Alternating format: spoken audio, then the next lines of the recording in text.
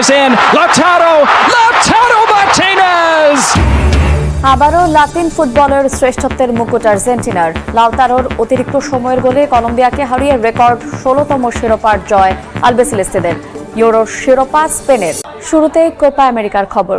লাতিন ফুটবলের শ্রেষ্ঠত্বের মুকুট থাকলো আর্জেন্টিনার কাছেই। যুক্তরাষ্ট্রের মায়ামিতে ঘটনাবহুল ফাইনালে লাউতারো মার্তিনেজের অতিরিক্ত সময়ের গোলে হৃদয় ভাঙে কলম্বিয়ার। এ নিয়ে রেকর্ড 16তম শিরোপা জিতল আলবিসেলেস্তেরা। ডি মারিয়ার আন্তর্জাতিক ক্যারিয়ারের শেষটা হলো ট্রফি হাতেই। টুর্নামেন্ট সেরা হয়েছেন কলম্বিয়ার হামেস রদ্রিগেজ। 5 গোল করে আসরের গোল্ডেন বুট লাউতারো আর গোল্ডেন গ্লাভস জিতেছেন এমিলিয়ানো মার্তিনেজ। এই অবেলায় কেন এমনভাবে দুমড়ে মুচড়ে গেলেন লিওনেল মেসি? কেন পারলেন না শীতল ভেজা চোখ লুকিয়ে রাখতে? কেন কোন কারণে ঝরল অঝোর বৃষ্টি?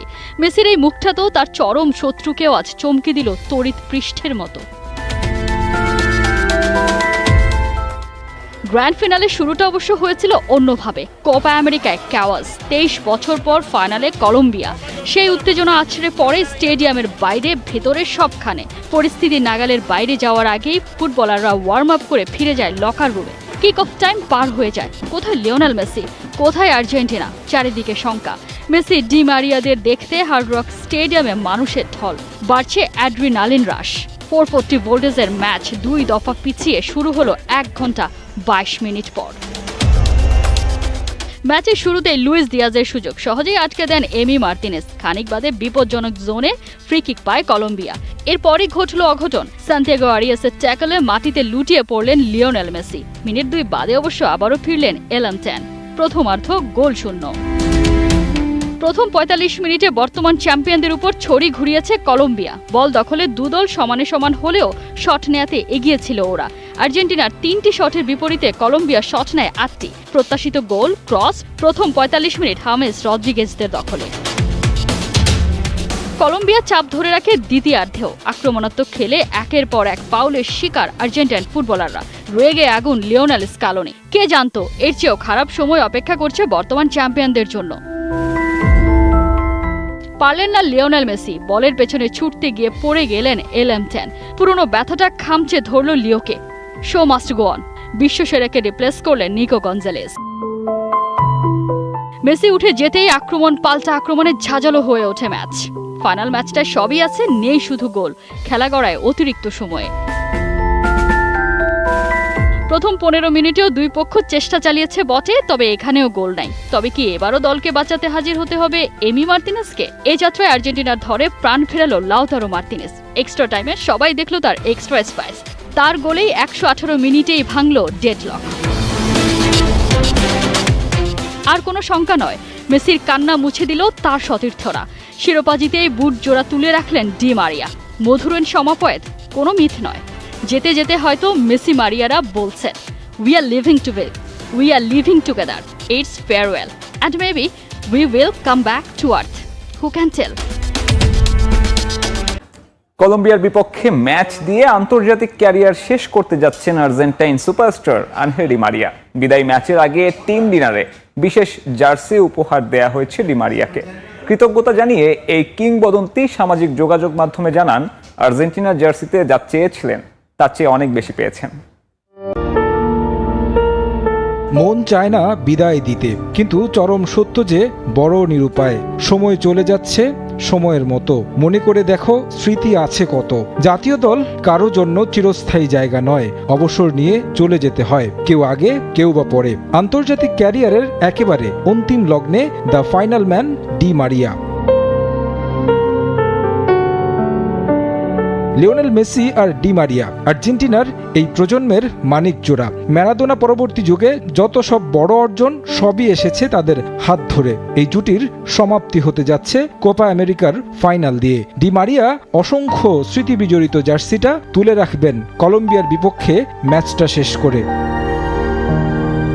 1988 সালে 14 ফেব্রুয়ারি রোজারিওতে ভালোবাসা দিবসে আর্জেন্টাইন সমর্থকদের জন্য ভালোবাসার অপার ভান্ডার নিয়ে জন্ম নিয়েছিলেন আনহেল ফাবিয়ান ডি মারিয়া। ফুটবলের হাতেখড়ি তড়িতুতে। এরপর এগিয়ে গেছেন স্বমহিমায়। সিনিয়র ক্লাব ক্যারিয়ারের শুরু নিজ শহরের ক্লাব রোসারিও সেন্ট্রাল থেকে। সেই ক্লাবে ৩৫ ম্যাচ খেলে করেন ৬ গোল। এরপর খেলেছেন বেনফিকা, রিয়াল মাদ্রিদ, ম্যানচেস্টার ইউনাইটেডে। ক্লাব ক্যারিয়ারে দ্বিতীয় সর্বোচ্চ ম্যাচ খেলেছেন মাদ্রিদ জার্সিতে। ১২৪ ম্যাচে গোল করেছেন ২২টি। সবচেয়ে বেশি ম্যাচ খেলেছেন প্যারিস সেন্ট জার্মেইনের হয়ে, যেখানে খেলেছেন বন্ধু লিওনেল মেসির সঙ্গেও। আন্তর্জাতিক ক্যারিয়ারে হয়তো গোলের সংখ্যার দিকে তাকালে ডি মারিয়াকে বোঝা যাবে না। ১৪৪ ম্যাচ খেলে গোল সংখ্যাটা তার ৩১। তবে এই ফুটবলার বরাবরই ভূমিকা রেখেছেন সব বড় ম্যাচে। নিয়মিত আলবি সেলেস্তে জার্সিতে ফাইনাল ম্যাচে গোল করে উপাধি পেয়েছেন দ্য ফাইনাল ম্যান। অর্জনের তালিকায় রয়েছে একটি বিশ্বকাপ ও একটি কোপা আমেরিকা শিরোপা। ২০০৮ অলিম্পিকে স্বর্ণ জিতেছিলেন দেশের হয়ে, জিতেছেন ফিনালিসিমার ট্রফিও। শেষ বেলায় আবেগ আপ্লুত গোটা দল। ফাইনালের আগে টিম ডিনারে বিশেষভাবে সম্মান জানানো হলো এই সুপারস্টারকে। দলের পক্ষ থেকে দেয়া হয় বিশেষ জার্সি, যেখানে আপ্লুত হয়ে পড়েন দ্য ফাইনাল ম্যান। পরবর্তী জীবনের জন্য শুভকামনা জানানো হয় তাকে। লিওনেল মেসি জানান, ফাইনালে ডি মারিয়া পাবেন স্বপ্নীল বিদায়। দলের কাছ থেকে এমন ভালোবাসা পেয়ে মারিয়া জানালেন, জীবনে চাওয়ার চেয়ে অনেক বেশি পেয়েছেন আর্জেন্টাইন জার্সিতে। চ্যাম্পিয়ন্স ট্রফিকে ঘিরে এখনই পরিকল্পনা সাজাচ্ছে বিসিবি। আগামী ১ বছরের মধ্যে দল পুনর্গঠনের লক্ষ্য বোর্ডের। ওপেনিংয়ে সংকট কাটাতে তামিমকে ফেরানো দরকার। মিডল অর্ডারে সাকিব মাহমুদুল্লাহর বিকল্প ক্রিকেটারের খোঁজ চলছে। ব্যাটিং বান্ধব উইকেটে ভালো করতে তাসকিন মুস্তাফিজদের বোলিংয়ে বৈচিত্র্য যোগ করা জরুরি।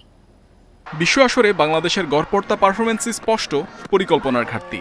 বিসিবির দূরদর্শিতার অভাবে ফুটে ওঠে টাইগার ক্রিকেটের বাস্তব চিত্র। সংকট নিরসনে প্রয়োজন কার্যকর পদক্ষেপ। ওয়ানডের পর টি-20 বিশ্বকাপের পারফরমেন্স রিপোর্ট নিয়েও চলছে কাটাছেঁড়া। ব্যর্থতার কারণগুলো জেনে সমাধানের পথে এগোনোর কথা জানিয়েছে বোর্ড। চ্যাম্পিয়ন্স ট্রফি শুরুর বাকি কয়েক মাস। একসাথে অনেক গুরুত্বপূর্ণ ইস্যু নিয়ে সিদ্ধান্ত নিতে হবে বিসিবিকে। বিশ্বকাপ ব্যর্থতায় নড়ে চড়ে বসেছে বোর্ড পরিচালকরা। দল সাজানোর প্রক্রিয়া নিয়েও মতামত জানিয়েছেন কয়েকজন। ওপেনিং মিডল অর্ডারে নির্ভরযোগ্য ব্যাটারের খোঁজ চলছে। ১ বছরের মধ্যে দল পুনর্গঠনের চিন্তা। ভঙ্গুর মিডল অর্ডারটা দেখেন বা ওপেনিং পেয়ারটা দেখেন, এগুলি নিয়ে ওয়ার্কআউট ক্রিকেট অপারেশন ডেফিনেটলি করছে।